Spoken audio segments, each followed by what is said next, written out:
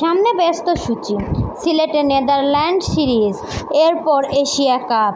এর মাঝে আলোচনায় চলে এলেন বাংলাদেশ দলের তরুণ ওপেনার তানজিদ তামিম। কারণ সামাজিক যোগাযোগ মাধ্যম। বৃহস্পতিবার দুপুরে ফেসবুকে ছড়িয়ে পড়ে খবর, বাংলাদেশের দলের এই হাতি ব্যাটার বাগদান সেরেছেন। তার নামে খেলা একটি অ্যাকাউন্টস পোস্ট থেকে আসা বিষয়টি দ্রুত ছড়িয়ে যায়।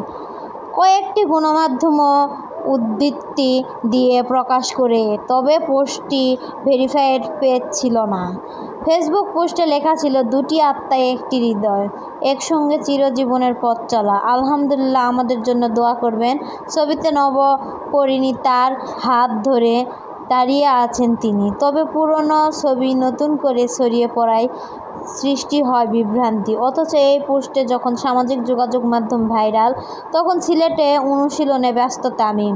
সিলেট আন্তর্জাতিক ক্রিকেট স্টেডিয়ামের ২ নম্বর মাঠে যাওয়ার সময় তাকে অভিনন্দন জানাতে গিয়েছিলেন উপস্থিত সাংবাদিকরা।